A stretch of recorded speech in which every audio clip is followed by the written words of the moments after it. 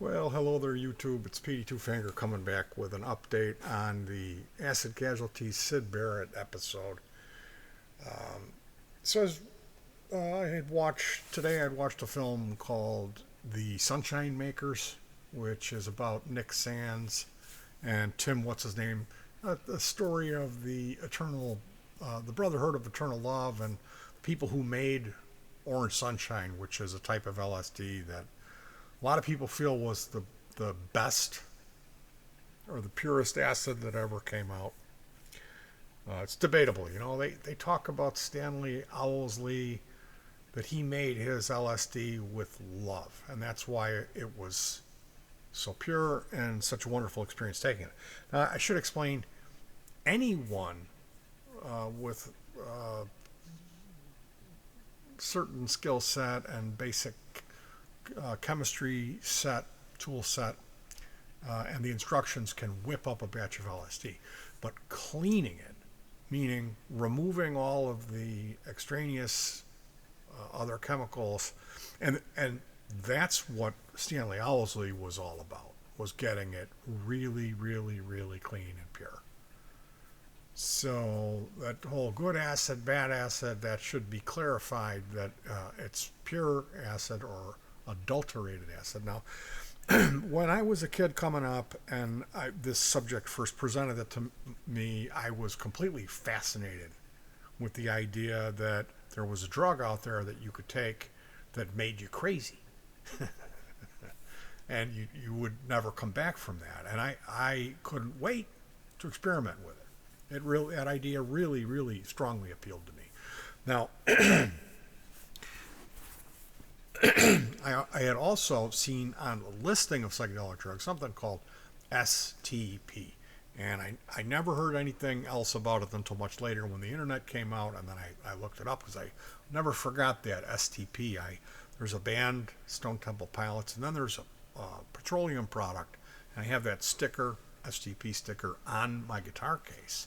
It's a used case I got from some hippie, and it had this STP sticker on there.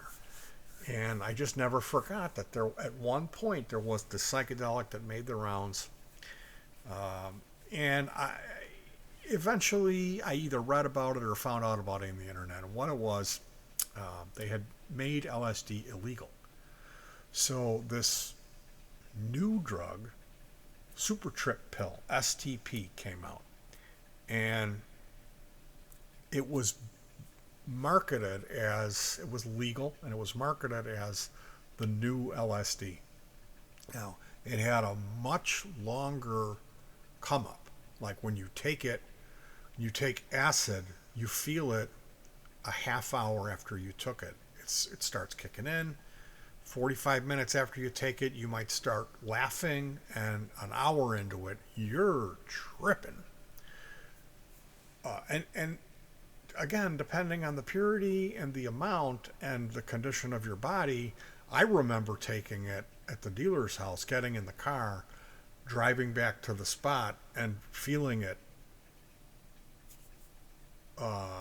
10 minutes down the road. Thankfully, I only had another couple of minutes before I got home.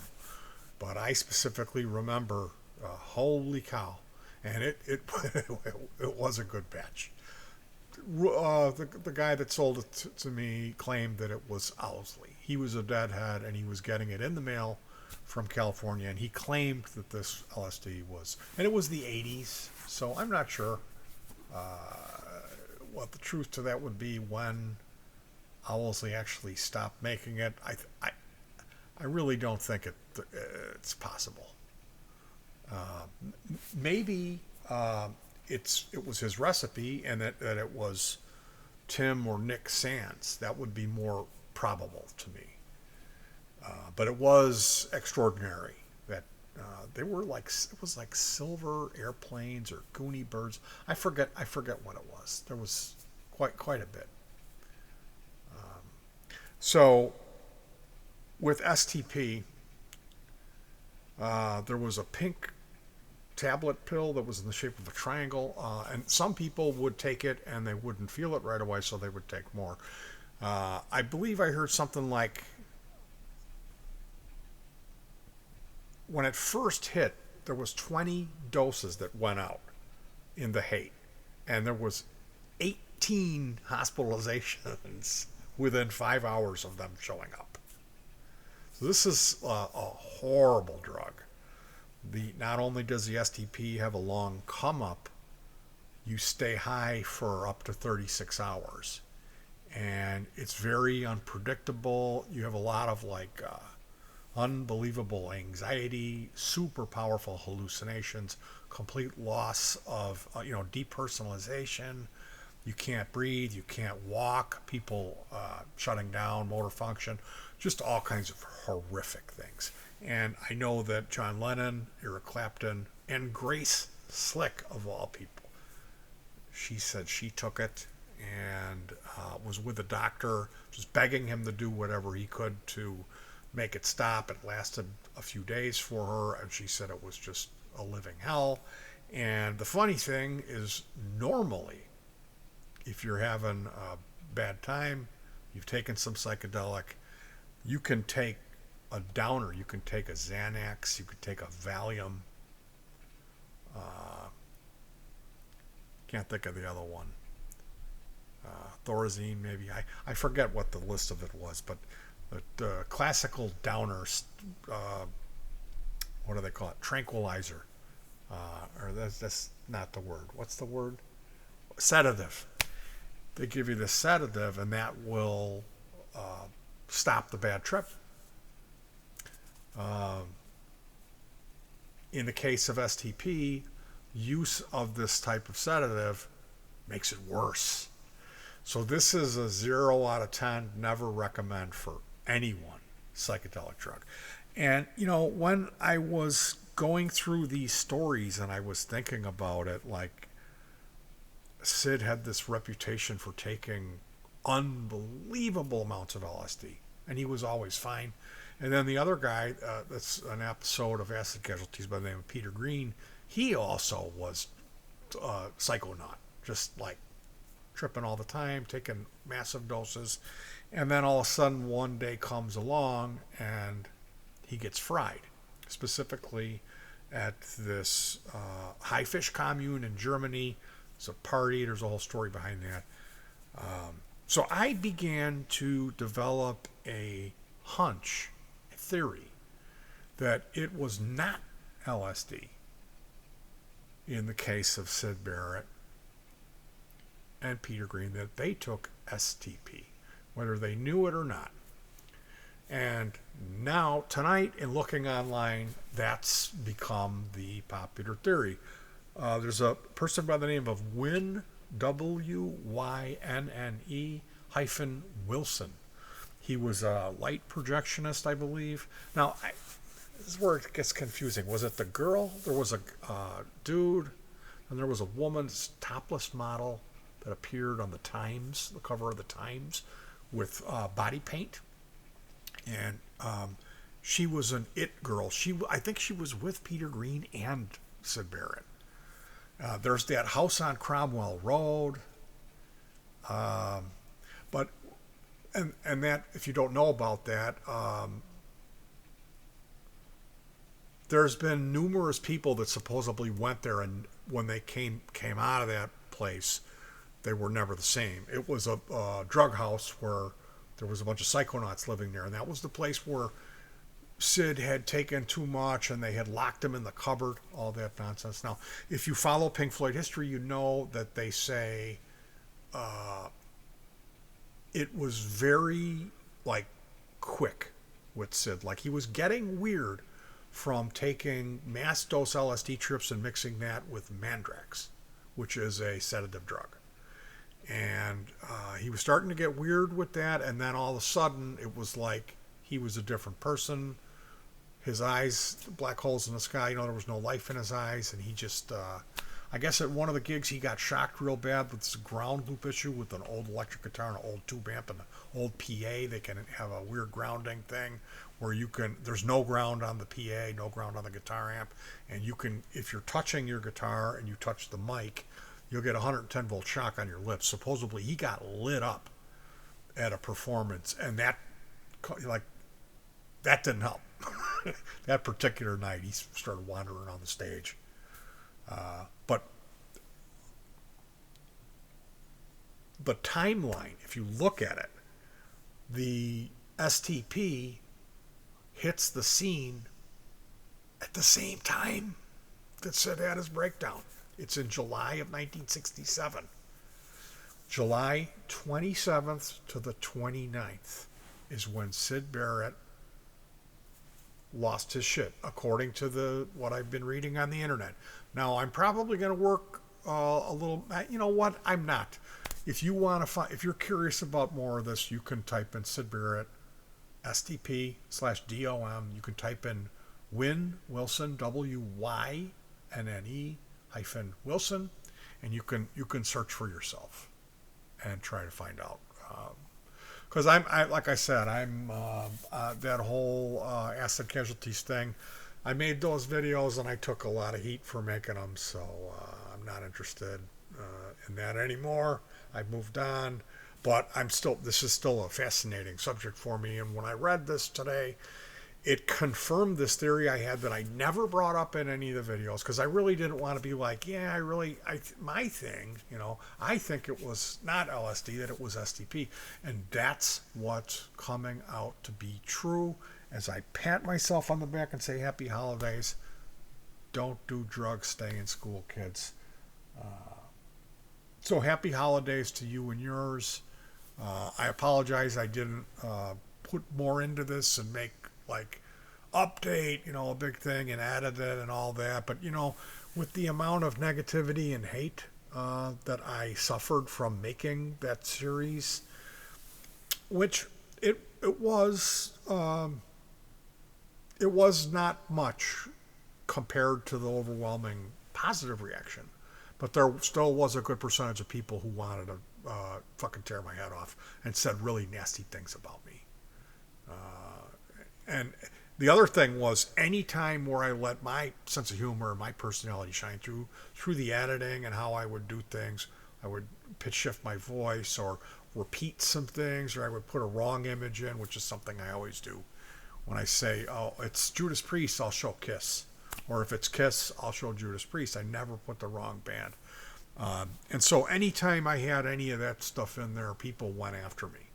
And they couldn't handle it. And it just kind of takes the fun out of it for me,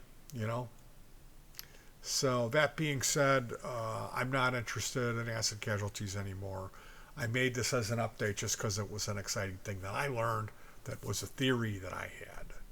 I firmly believed, simply because, like I said before, these guys have been doing plenty of acid all along, and then all of a sudden, and then like with Syd, he, the rest of his life after he died, his sister said he was normal. That he divorced himself from the band and the music and the business, that he was a normal guy. So that points to this STP just fucked him up for a while, And he was probably perfectly fine when he when you have a traumatizing psychedelic experience, it affects you for a couple weeks. So if you figure if his was on a scale that I can't even imagine, it probably would affect him for a couple of years. But you got to think, by the time that that the 70s rolled around, he was probably okay. It probably only fucked him up for a couple of years. I bet that all of that, he's crazy, that kind of thing, that they went, like Pink Floyd went on to they really cashed in on that.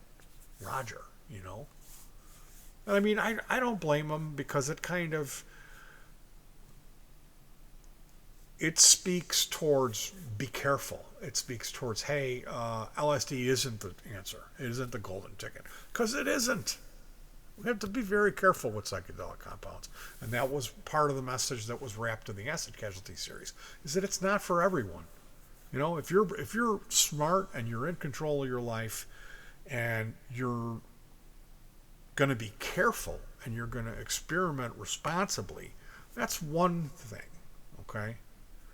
But What I saw when I was involved in that scene was guys that were just completely out of control, that when they got it, they would buy bulk. They would get a bunch of it. And then like giving it to the guy that we worked with. We all had a job at the big food store, the big mega food store, and there was one guy who was like something was really wrong with him. Like he was not right. Slow, goofy guy. And here, my buddy, this guy who was a bandmate of mine, is selling this dude LSD. And I'm like, that guy shouldn't even be smoking weed. Like, something's really wrong with him. And I ended up at a party, and he pulled a handgun out while he was tripping. It's my party. I can do anything I want. And he's waving a pistol around. And they had the doors on, and whoa, let's, and I went and took the doors off and put classical music on low. And then we turned the lights down, and they're like, let's get high. And I'm like, no, don't get high. It's going to make it worse. He needs to have alcohol. So I got him a dark beer, and I started telling jokes. And eventually they got him to put the gun down. Then he got up and put his head through a mirror, like a full-length mirror that was on the back of the door in the bathroom. And, I mean, nothing happened that night, but that was the last time I ever went over there. And then there was other stories that I heard that were, like, really bad. The guy, he had never met his dad, because his dad had divorced the mom when he was born, because the guy, like, they knew when he was born something was wrong with him. And the dad had taken off, and then he finally came back and introduced himself and brought a son into his life, and then he went on vacation and let his son watch his house, and that's where we were partying. And eventually the handgun was stolen, the mirror was broken, he spilled that dark beer all over the walls of the house, damaged the house, and then the dad came home from the vacation and never, as far as I heard last, he had never had anything to do with his son again. So it's like I said, there's that responsible thing, and then there's, like take 10 hits and go to Great America Amusement Park and smoke weed and in the line for the new roller coaster, because that was that same guy, and we ended up, with handcuffs on. So like I said, I can't come on here and just be like, yeah, I do psychedelics, because I've seen when it gets into the hands of the wrong people what, it's not for everyone. And the message that Roger Waters took away from that Syd Barrett experience was, these hard drugs are not the answer. And that's what was being pushed in the 60s was, there was people that believed it, that they could cure the world if everyone just had one psychedelic experience. There would be no war, everyone would be lovey-dovey, and all of our problems would be solved. Unfortunately, those guys were all ended up getting busted and put in prison. So it's a very hot button topic, and the amazing thing is that how our laws are changing and how they're beginning to start using it to treat depression. And I'm really interested in the PTSD MDMA. That's what I need to go through. The Special K, what are the ketamine treatment for depression, and now psychedelic mushrooms. That's happening, and what's next is the MDMA. That's what's next on the menu, and when that happens, I'm gonna go for it. I was never you don't want to hear my story, but I had minimal experience with MDMA when it first came on the market in the mid to late 80s. It came around just a couple of times for me. Pure MDMA, not this, Molly, which I don't know. I don't know what that is. I've heard that that's you never know what it is, you know. So that being said, if you've never done it, or if you have, you know it's really something. It really is. If you're interested in this stuff, you should check out. There's a book, Pikel, by I'm not sure how you pronounce it, but it's Alexander Shulgin. You could look into his work, and then I'm recommending you check out The Sunshine Makers. You can learn more about Stanley Owsley, Tim, what's his name, Nicholas Sand, and the Brotherhood of Eternal Love. So, you know, you think like with Pink Floyd, it was supposedly Dave and Rick were the druggies, and Roger and Nick drank.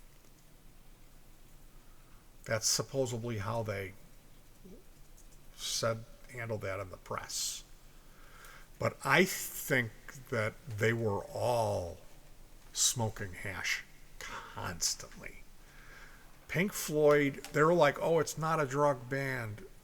It's not an outer space band. They were saying that stuff because they weren't, in their minds, smoking weed and hash wasn't a drug.